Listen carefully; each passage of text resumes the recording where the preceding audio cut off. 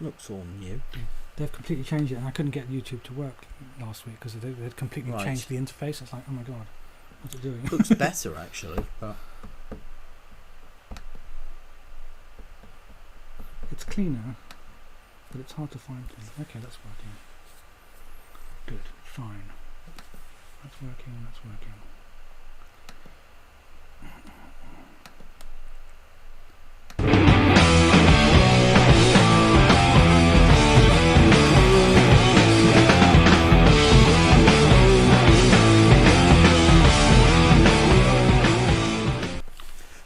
hello, the internet. I'm Sean Harry, and you are Elisar Cabrera. Elisar Cabrera, and together we are Those Video Guys. Wow! It's Looking forward to Christmas. It's Trees Christmas. up. We've got the tree up. Yeah. We're on the sofa. Same tree as last year. actually. We've moved out the library. The library's next door. You see, we only live in 2 rooms. That's right, indeed, Yes. indeed, yes. So welcome everyone to the show. Our Christmas show, Those Video Guys, it's been going for a year. It's been just over a year, indeed, Yes. absolutely. I mean, I hope you actually watched our first anniversary video, which is all the wonderful messages Yeah. we got from loads of you who are fans of our show, who make these wonderful videos that we watch. But it's well, we thought for this particular, as this is our final TVG live of the year, let's just sort of look back at the year and just sort of pick our own personal highlights. Just because it's been a busy year, an incredible amount of stuff. Yeah, We've had to sit down and watch. and certainly we haven't watched everything. I know. Well, apparently, You know. from what I understand, there is on average 2 years worth of footage uploaded onto YouTube per day. Which is incredible, yeah. Yeah. Yeah, it's absolutely incredible. So, and of course that's just YouTube. Think about the videos that are on Vimeo, on Blip, Yeah. Dailymotion, which aren't necessarily on YouTube. So you kind of just can't imagine really how much there is to watch. And of course, we only really have like a narrow field of vision of stuff that's recommended. Firstly, or viral. what we go for is the scripted dramas. That's The scripted dramas, of which actually they only make up a small percentage of all that stuff that's Sure. going. But it's still a vast amount that's being produced, and then we go for what has just really struck a chord with the Indeed, general yeah. public, as in that stuff that's being retweeted around the place of go look at this. And really one thing to bring up, jumping around the schedule, but with the icons of 2011 talking about stuff that's tweeted and retweeted, what about the phenomenon of Rebecca Black? Which actually just kind of shows you that you can stick something on the internet and it can, the level that went viral was just astonishing. It was astonishing, and for all the right reasons or for not all the right reasons. It's hard. It's a hard one to decide. To some extent, I felt both sorry and happy for her. I felt sorry for her because it's awful, but it's not awful because of her.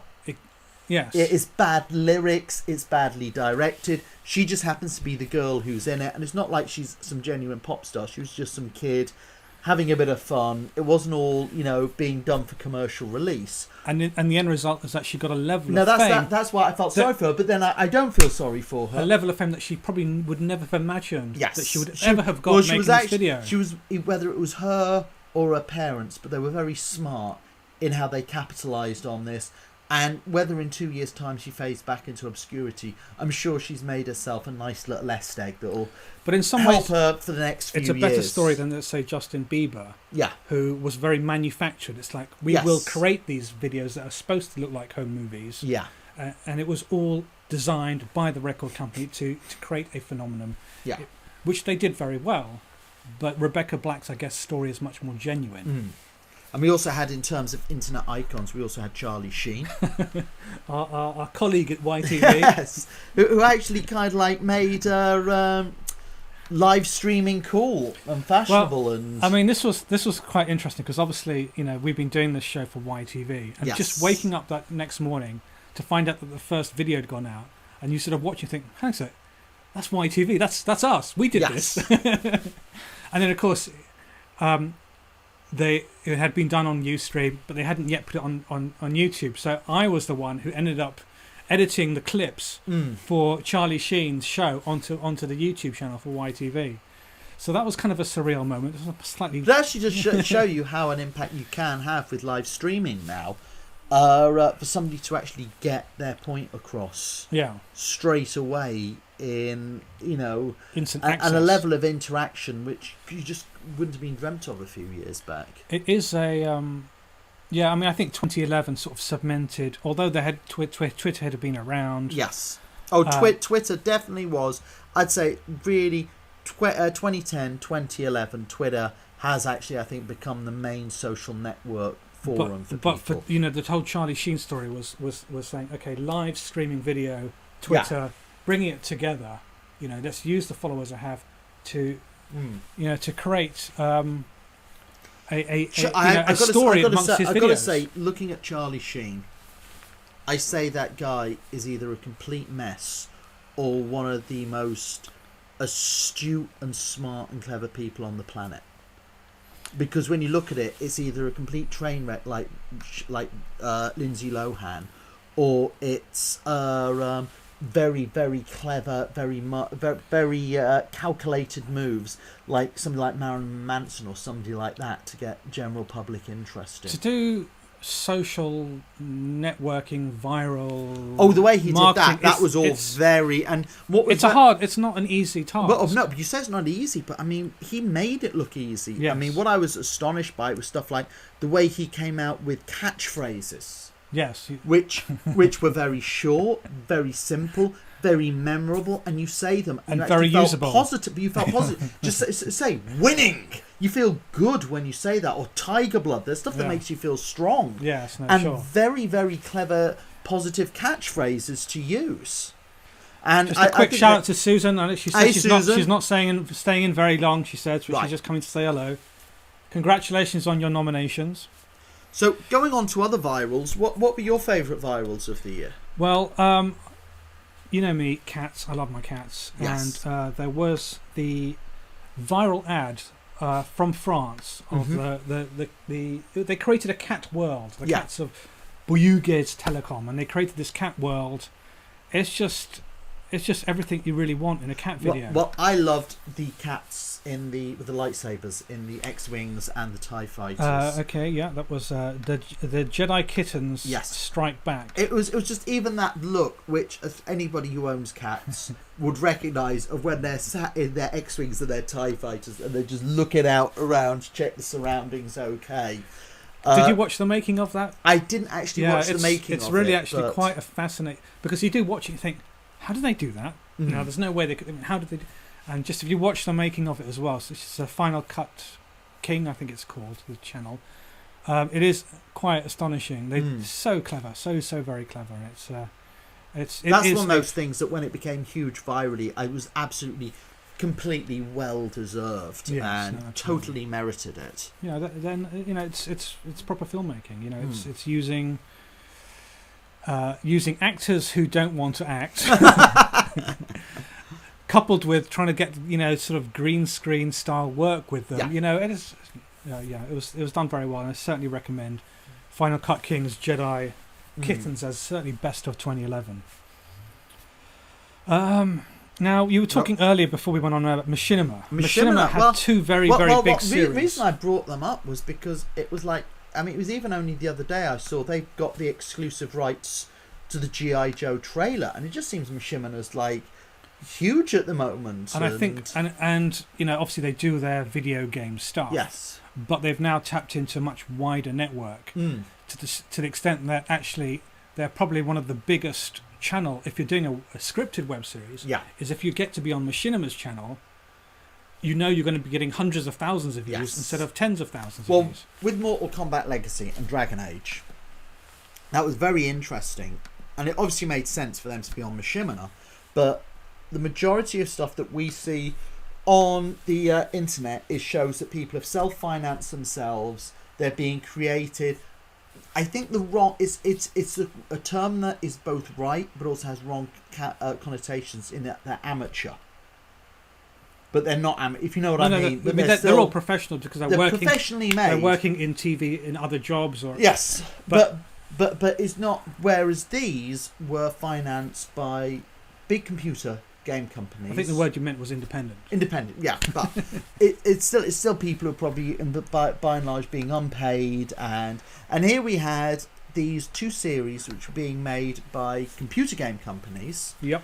To promote their own products, and with an awful lot of money being spent on them, with professional directors, professional actors, professional writers, some quite big name actors on some of them, and a lot of money being spent on makeup, effects, sets, stuff. I mean, Jerry Ryan, in one of them, and Tarmo Pennicott. You got some really strong names. And essentially, I guess for Dragon Age and Mortal Kombat, yeah, they are advertising something.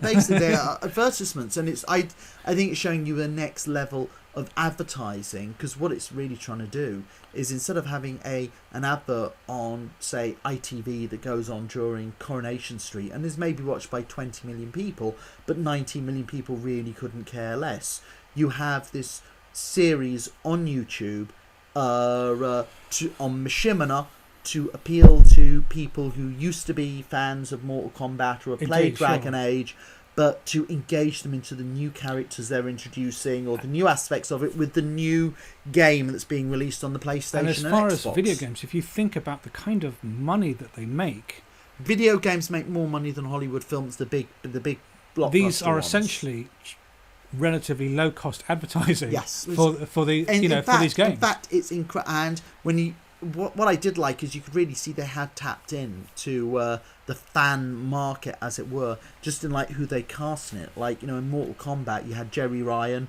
from Star Trek 7 of 9. You had Tarmo Pennicott from Dollhouse and Battlestar Galactica. And then with Dragon Age, they went and they got Felicia Day involved, which is just like, absolutely geek heaven. Mm. Well, absolutely, yeah. It's I think you've got... Well, and of course, speaking of Felicia Day, she did the Guild Series 5 this year as well. But she's already has her own fan base. She's a massive fan base. So immediately you've just pulled all the Guild fans in. Yeah. Plus the Mortal Kombat, and it was a very, very clever way to do a scripted web series. And I know we had slightly different opinions on the content of it. Well, I think that if there was a problem with Dragon Age, it was the fact that it was appealing to fans of Dragon Age who had played the game, whereas Mortal Kombat was at least presented in a way. If you've never played Mortal Kombat before, you could watch it and you could pick it up and it would introduce you to the world. Whereas the Dragon Age one was very much appealing to those who already played the game, and it was to basically to sell a download and to promote a download, adding new levels to the game. Yeah. So, other sort of, I guess, short film virals that we saw. There was one that I think we really, really liked, was The King of Legoland, which was the 80s toy. Because, we're teenagers of the 80s. This was a celebration of everything that we enjoyed as growing up. But there was also where is it? I'm trying to find it now. From all your little images to get through here. I know, but there was a short film that I think we both really, really loved. Cherno Kids. Oh right, yes. Do you remember this one? This fantastic animation. Actually, really bizarre. You had to wonder if the people who made it had been like having an LSD trip for the weekend or something like that. And short films. I mean, short films is not one that we've necessarily covered as much. I think you get a lot more animation also we see in the short films. We did a lot of short animations, like King of Legoland, but actually... Well, we had a whole episode, I don't know if you remember, we had a whole episode where we were just literally looking at Lego virals. So many of them. And, do you remember the Batman one we saw? And Keshen. Keshen, I think, is one of the best. Which was like super violent and people shooting each other up. His stuff is just the best as far as any of those Lego ones. And they're so slick. Talking of shoot 'em up, I absolutely love that Bay in a Can one, which spoofed Michael Bay films. That you just open this can, because when you see a Michael Bay film, it's not really in a reality. It's like this hyper reality of what a teenage boy would want. With beautiful women with huge breasts and midriff showing and hot pants bending over all over the place while Navy SEALs crawl over the building and swooping panoramic camera shots. And I found it a very clever little spoof on the look that you have of Michael Bay's films. Just in the chat room, there's the Ustream seems to be buffering quite a lot, but actually the YouTube stream seems to actually be better. So if you are in Ustream, maybe head over to Those Video Guys TV on YouTube.com. You might should be getting a better picture there. Less buffering, hopefully. Now I know someone who's really your favourite. So look at some of the channels. Everybody's favourite.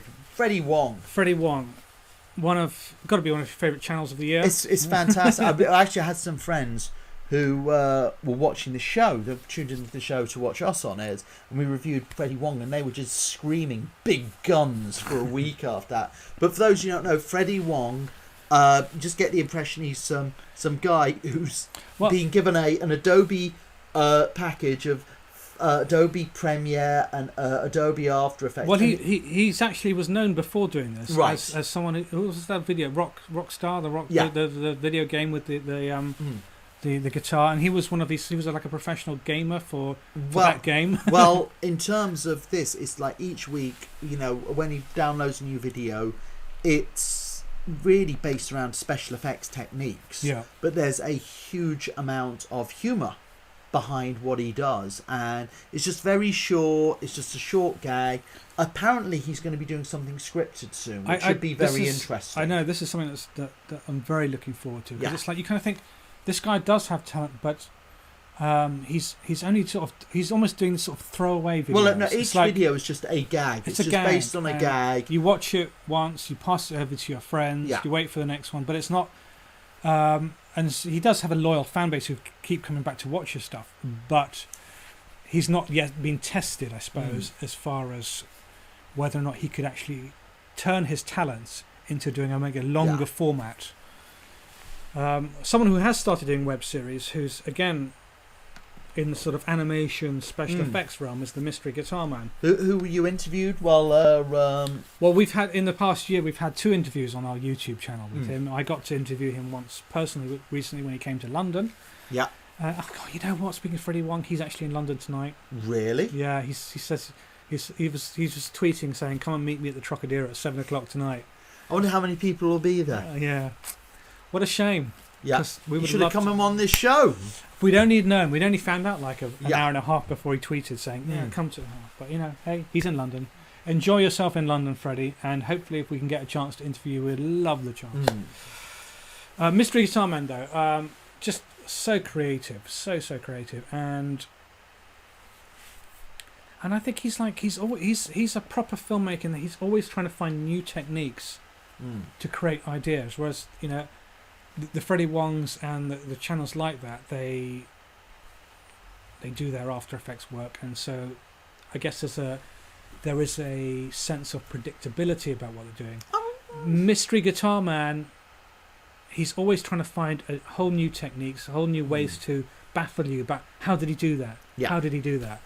And I think that's what keeps his channel very, very fresh to me. Yes. So what should we move on to next then, as we look at 2011? Well, vampires.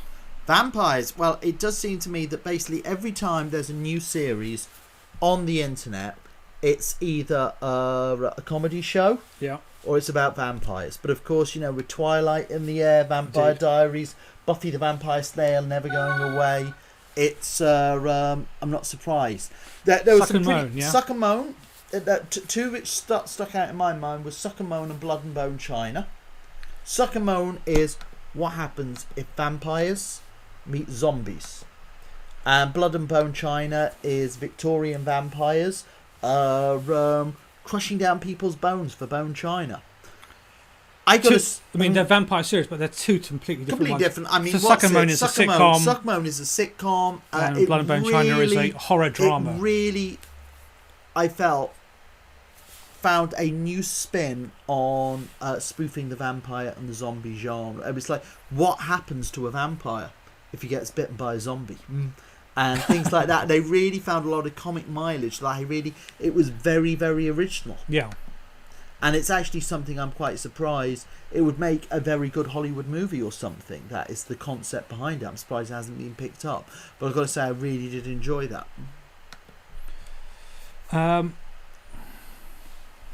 Just to say again, if you've just joined us on Ustream, the stream on YouTube is working much better. So come to or should we say the youtube.com. stream on feed on Ustream YouTube is working slightly less worse than the one on Ustream. We are in my home, and so we are using a different internet connection than we normally have. So it is probably struggling a bit. Yeah. I am getting a new internet connection very, very soon, and I've decided to scrap Sky. You were saying about viral adverts. Yes. And also we didn't. We talked about viral. Didn't touch about one viral advert. I did want to throw out to was the Sony PlayStation one. Yes, which is like cosplay heaven. Yes. It's I don't know if you've seen it. It's absolutely awesome. You have some World War II parachutists who are obviously from the original Call of Duty or some Medal of Honor, a game like that, land behind what looks like, in French enemy lines or something.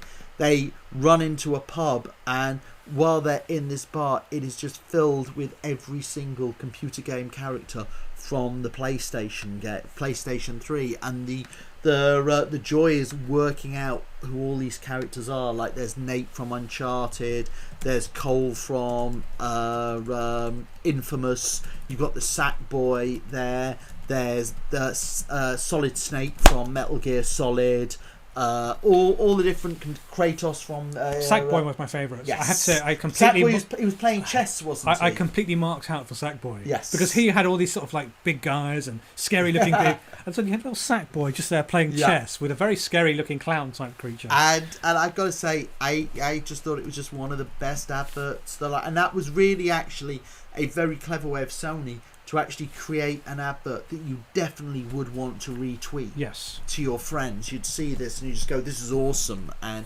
that's what viral advertising is all about, doing something which people are going to want to share with other people. And of course, when we're talking about the early one, that French one with the cats, I mean it's just so cute. You just have to tweet it, retweet it and share it.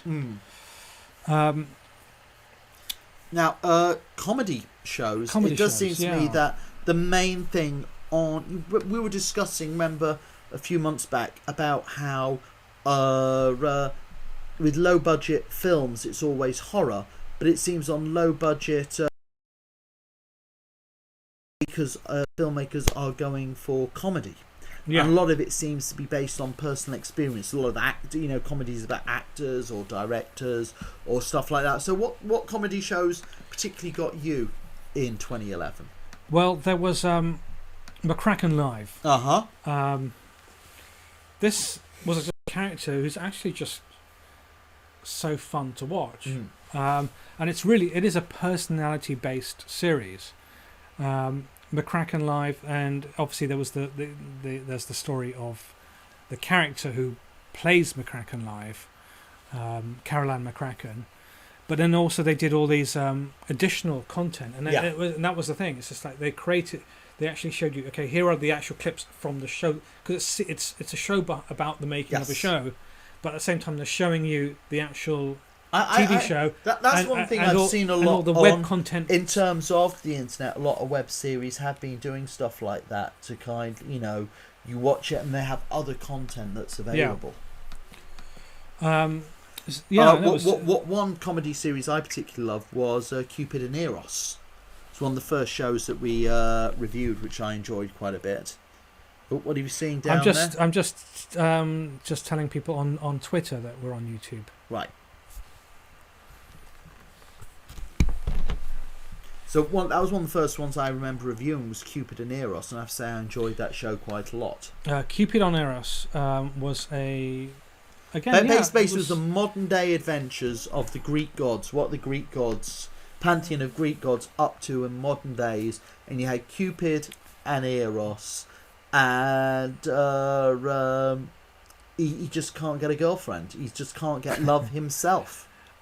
Yes, no, it's a whereas fun Eros series, doesn't seem to have any problems. No, it was. I enjoyed that one as well. Yes, no, definitely. And they did a very nice new sketch for us. They did for our first anniversary. Oh yes, video, no, yes. Which was lovely. Now, one of my favourites, definitely for the year for comedy, yes, was Fresh Hell. And that we brilliant. had a fantastic. What Absolutely really brilliant. drove that was a great performance by Brent Spiner. Yeah, as it Brent was all Spiner. really around his character. It's just very funny, and I just loved the way they were talking about the incident in his career, which is this incident that has effectively destroyed his career, but we never actually get to hear really what it is. But it's a fantastic series, yeah. and it's actually one of the few web series I've actually watched like maybe 3 or 4 times now, and sometimes it just doesn't stop being funny. And they've now filmed a second series, and I guess that we'll get that in 2012. I'm just really looking forward to it. Well, one show that I watched several times, that's a drama show, moving on to top dramas, and it does show the absolutely creativity on the internet. Yeah. That to create a science fiction show with effectively, how do you create a Blade Runner style science fiction show? And in fact, and they go with it, but not have a budget, to do sets, and they actually turn it to their advantage with this fantastic looking series by going with this stylistic kind of like hand drawn background look, which just is it makes it like this living comic book. Yes, no, it is, and it is actually quite astonishing the way it looks. Yeah. The production value of it. Definitely, it's one of those series that if ever you want to get involved in web series, it's one of those that's just for pure inspiration, just to see how a low budget series can just make something so unique. Yeah. Well, I would put it there. It's probably Aidan Pie's probably my favourite web series, along with The Guild, which we didn't actually review this year. But did you watch the season 5 of The Guild? No, I'm waiting for it to come out on iTunes next week. All right, okay. Well, they go to a science fiction convention, and it's probably their funniest season yet, and it's actually probably their best look. I mean, it looks like a proper episode of a TV. He's really obviously had quite a bit of money spent on it now, but the show is now becoming so popular in terms of DVD sales, merchandise sales. They can take it to that next level. I mean, certainly if there's the two web series that Aidan 5 and Blood and Bone China are the ones I always kind of tell people to look at. Yes. When if I meet filmmakers who are thinking about doing web series but don't actually know much about it, it's just, to me, they're both inspirational as far as this is what you can do with a really low budget. Don't ever let budget hinder you. Just open up your mind to if you want to ideas. if you want to do something in the story. What they've basically, the makers of Blood and Bone China and the makers of Aidan 5 have said is, this is the story we've got to tell. How do we overcome our budget? How do we actually turn it to our advantage and still be able to tell what the story wants to tell? And they both look great. And Aidan 5 did it on green screens, and they drew their backgrounds. And Blood and Bone China said, well, look, we're in this incredible city. Look at these locations, the Victorian locations. Let's just use what is there available to us on the street. These amazing houses that they've got. Great. Another drama that was in its 3rd and final series this year was Anyone But Me, and this series just kept on going from strength to strength as well. And it's one of those things. What a shame it's ending, really, because you've got really such a wonderful sort of love story and these characters, and I think people have just sort of really tuned into it. I think when we reviewed it, we just said it's just a modern drama series. You know, it's something that young people can watch today, and it's relevant to them. And it just feels young, and it just feels. I say it's relevant today. It just feels very, very relevant. This is modern day city life for young people. It's just and it's a series. Really, really enjoyed it, and I know they've got one more special to tie it all together, and then it's over. But at least it is being tied all together. Yes, unlike some series which just have to end. Yeah, because they've just run out of money. What was that one we were reviewing? One of the first ones we did, this horror series about a female demon, and the lead character was it was very obvious that they changed it. That was Soulfire Rising. Right. Yes. That was intentional. That was actually the first one I. Well, another one that you reviewed, I think, on your first episode. Forbes. Yes, Brian, Invention with Brian Forbes, yes. which again, this series has been running for like near 5 years now, and it just doesn't, it just keeps.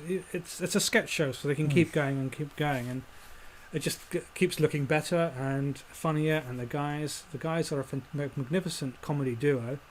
And just really glad that they had more episodes this year, and hopefully look forward to more episodes in 2012. But going back to some viral stuff, let's. Yes.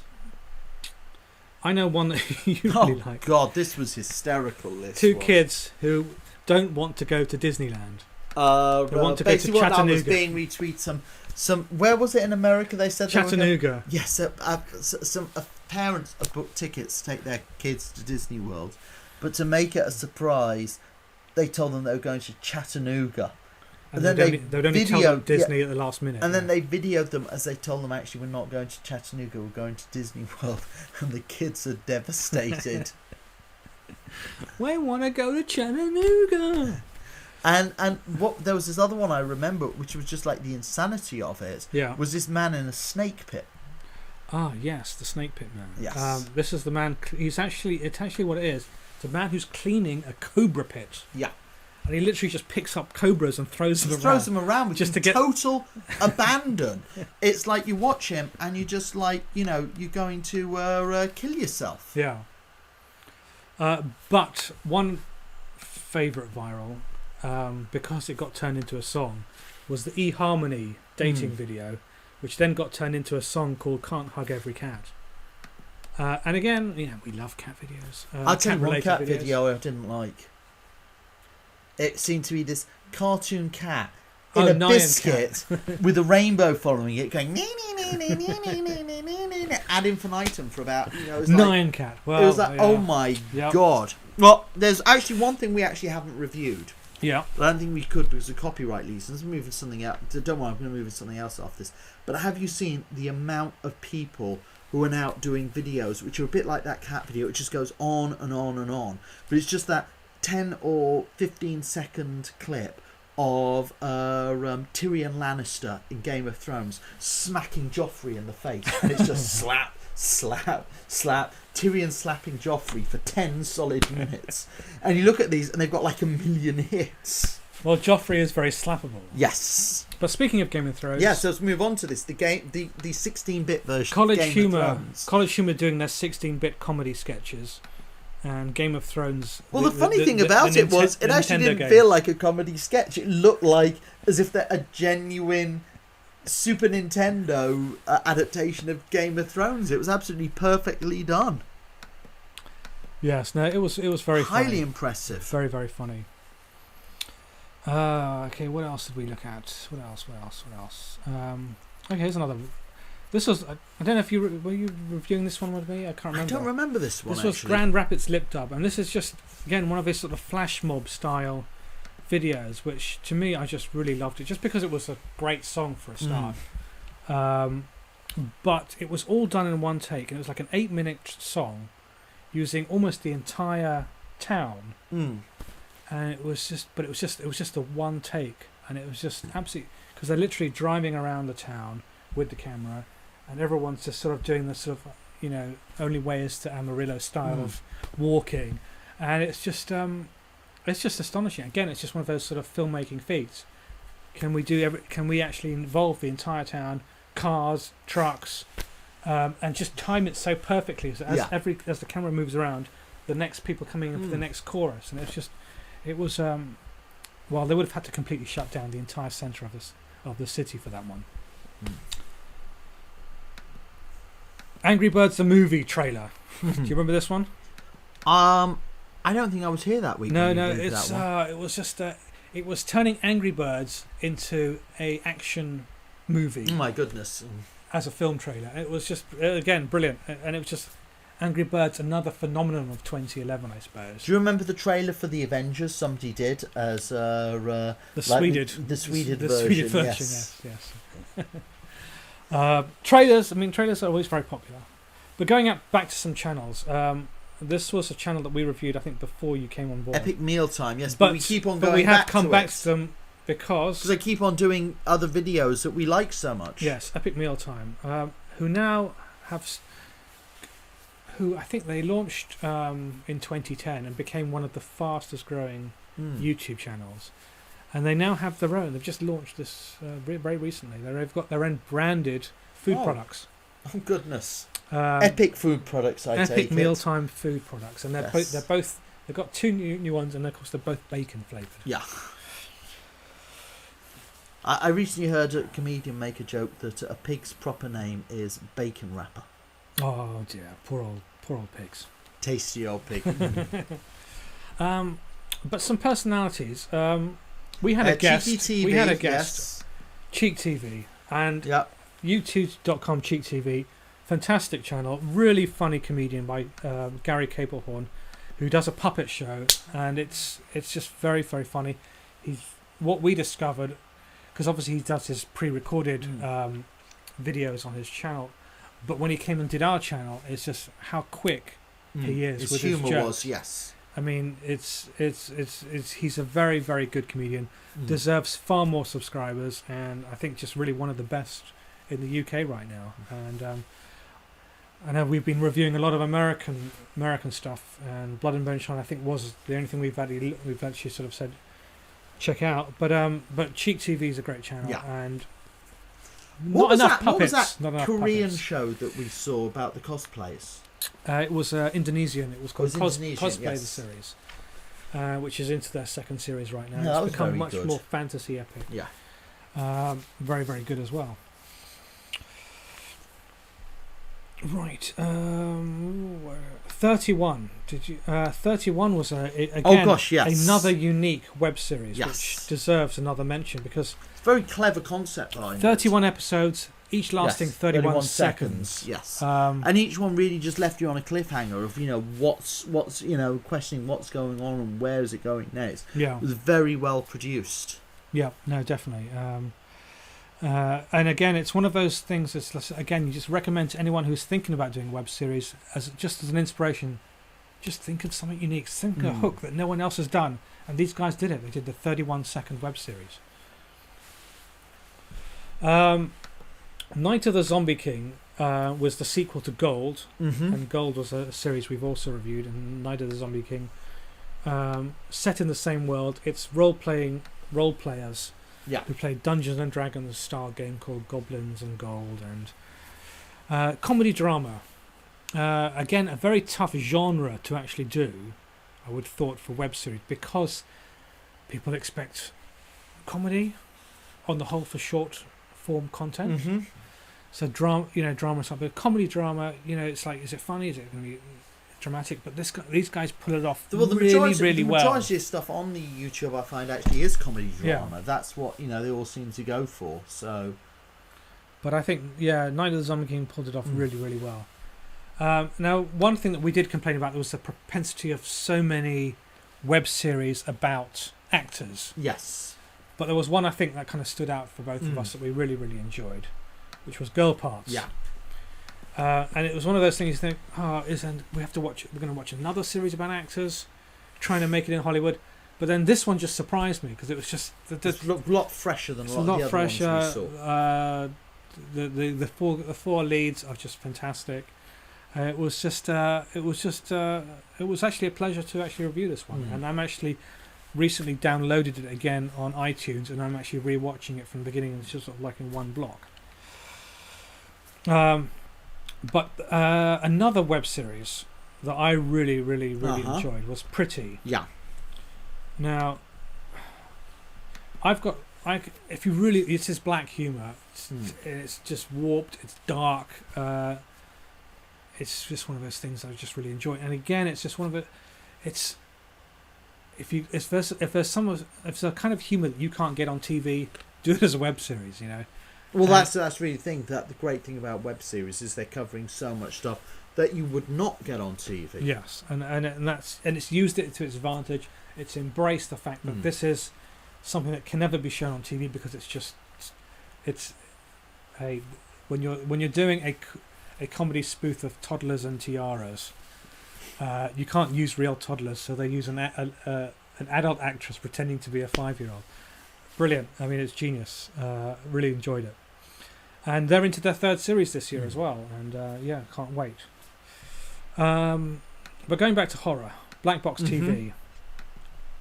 Black Box TV anthology series just keeps going from strength to strength. I don't think I was here when you I don't think you weren't. No, you weren't. It was like a week before, I think. Right. And it's an anthology series. Every episode is a different story, but it's Twilight Zone. It's the internet's version of the Twilight Zone, and as an example of how to do a web series and do social marketing really, really well and build up a fan base, Black Box TV have spot on, and a lot of web series creators can probably learn a lot about what Tony does as far as being a director, but also as being a social networking guru, really, for web series. Now there is one channel on YouTube. I know that you're a this huge guy fan was of. So funny. Harry Partridge. So funny. A British animated web series channel. The sketches, recent ones he had was a Song of Skyrim. Yes. And the trailer for it. But so much other of his work is just. I particularly like his spoofs on Nicolas Cage. Yes. And Stephen the Lesbian. Yeah. Harry Partridge, really talented animator. Fantastic very animation, funny. But it's just so funny. Comedy, songs. Yeah. He does all the voices as well. Just brilliant. And they just go viral very, very quickly. And you can see why when you watch it. And actually, that's something we did notice, actually, was when we were looking for stuff to review, is that the British had some really, really good YouTube channels for animation. Animation, yes. We a lot of our stuff lead was on animation. Definitely a lot of animators coming out of Britain, which are all just really top channels. So let's talk a friend of yours. Bandwagon, Emma Caulfield. Bandwagon. That's another thing of kind of actors in Hollywood, but this one really spoofs. Kind of in the Fresh Hell kind of mold, isn't it, of mockumentary? Yeah. With her looking for the next, as it were, bandwagon to get involved with. They had obviously last year released the movie as a web series, but this year, 2011, was when they released Bandwagon, the web series proper. And actually, I'm thinking of Bandwagon, it also shows you how things are actually springing up. Yeah. To actually, as a result of people doing YouTube shows with something like Kickstarter. Yeah. Because she was able to finance the 2nd season of Kickstarter. And Kickstarter actually almost seems there specifically for people to raise money for their YouTube shows. And absolutely. And I was watching some Chad Vader the other week, and it just kept is he on coming up. Kickstarter as well? Is he? Go help us on Kickstarter. It's if you're working really hard on the social networking side of your marketing, then Kickstarter makes sense because you've already tapped into a loyal fan base who want to support and help you. And of course, they're going to recommend it to all their friends to do that as well. Videogame Reunion. The Mario and Peaches, and they're all past their sell. Seamus Aran. It was all kind of like they're all past their sell-by date. It was all the 8-bit Nintendo heroes meeting up again and going to a convention. Yeah. Well, as someone who does conventions, how did you relate to this one? I thought it was fun. Some of the costumes were very impressive on it. So it's fun, and again, it's just something different, isn't it? It's just it's doing something I guess you wouldn't do on TV. You can appeal to a slightly more older, adult, mature audience. But also you can appeal to a geek market like that, which can actually range in the millions, which they would barely... I mean, the closest you're going to get on television is The Big Bang Theory or something like that. It's something like Videogame Reunion would never be even considered on regular television. I mean, if they go into a 2nd series, I would hope that Machinima would say, hey guys, bring the second series onto our channel, because actually it would make sense to be on that channel, wouldn't it? It's a drama series that I reviewed because it was done very early on in those video guides, which you didn't see, was Untitled Fiction Project. And to me, this just really, really stood out as a drama series. Again, because I think drama is really, really hard on doing as a web series, and I think the ones that shined through just show that they've got great writing. And Untitled Fiction Project was unscripted. It was an improvised drama, but just executed so well. And episodes are nice and short, and because it's unscripted, they put the episode out, they get the feedback, they see the comments, they react with the audience, and that might affect how the actors perform on the next episode and how the story develops. Fantastic. I think they're planning to do a second series. Really can't wait to see what they come up with. It's and I'm surprised that more drama hasn't picked up on what Untitled Fiction Project did, and think, what, this is actually, because web series, you can experiment. Yes. You can afford to experiment, especially if you're making it with your own resources, really, and not necessarily spending someone else's money, but it's all done with you can experiment and just try something out different, something new. Now, something that had vampires, which because we had our vampire subject earlier, Vampire Zombie Werewolf. Yeah. Loved the series. A lot of fun. 1950s style sitcom with vampires, zombies, and werewolves. Yes. And it's all down to the performances. Especially Bunny. We really, really love Bunny. But it's a great series, and I really hope they make a second series. I've not heard anything yet whether that will actually happen, but it's a series that got overlooked by the IAW TV nominations, and it shouldn't have, because it's so fun. It's just a lot of fun, and it's one of those series. Just tell someone, watch the whole lot back to back. It's. I wonder if they string it together, this could be a pilot for a TV show. It should be on the Sci-Fi Channel. It should. To be honest, there's a lot of stuff which I have watched on YouTube, which is better than a lot of pilots or TV shows you see out there. Yeah, absolutely. And considering those terrible movies that Sci-Fi Channel show, they could be using these filmmakers who are making these wonderful series and say, look, make us something decent. Well, not even that, but you've shown that you can do this good series. Here's more money. We're going to invest. Fortunately, Hollywood doesn't work that way. They don't invest that way. No, they don't. It's a shame. A real shame. Going back to British animators, though. Oh, right. Simon's Cat, yes. Simon's Cat. Hugely, but this is so hugely popular. And it's... But I think it appeals to every cat lover. Every time there's a new episode, you think, just got to show it, you've got to pin it to your face, but you just want everyone to see it. Because they're just adorable. Absolutely fantastic. And if you've ever owned a cat, Simon's Cat is every cat that you've ever owned. I mean, it's food. Food.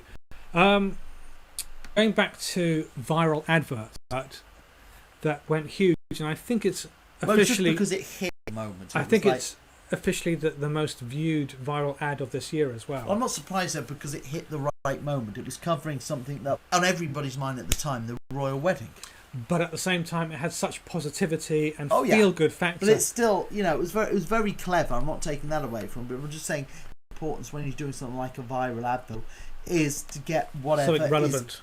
Time. It was a the very Team clever idea. Royal Wedding is just one. It was just that video. Just everybody was. I just saw it on Facebook so many times. It was like people just pinning it to their walls. It's like everyone had to see this video. And of course, like I said, it was tuning into the zeitgeist, but also just. It just feels good watching it. You feel happy, and of course, in the run up to the royal wedding, everybody was just being happy. Yeah. So I think we've covered everything. We now? Oh no! One more web series that I think we were going to give a mention to. Another friend of yours. Yes, I don't know. We haven't reviewed this one yet, have we? Well, I did review it. You were you were doing a convention that week. Right, because one of the stars of that, Alessandro Torresani, is one of my best friends. Husbands, the web series, reviewed it when I had some guests. How many cheers did you give it? It was unanimously three cheers for every. It just so funny. You just watch every episode back to back. It brought back almost the 2007 style of let's do 2-minute episodes as opposed to nowadays it's like 4 or 5 minutes. But just done so well, and you obviously with big Hollywood writers, but doing something completely independent. Jane Espenson, yes, something indie. Jane independent, Espenson, and, who created the show. Now is working on Game of Thrones. Yeah. She's worked on shows such as Buffy the Vampire Slayer and Battlestar Galactica. So just a quick... I have to say that I think one of my favourite web shows of the year had to be Talking Who. Mm-hmm. Talking Who was amazing. And for those Talking Who viewers out there, Elisar, the fantastic news this weekend. 2 new episodes of Doctor Who. Well, not new episodes. Two old. 2 previously thought lost episodes. And it's not even just that. It's like it's almost perfect for fans. It's one Hartnell and one Troughton.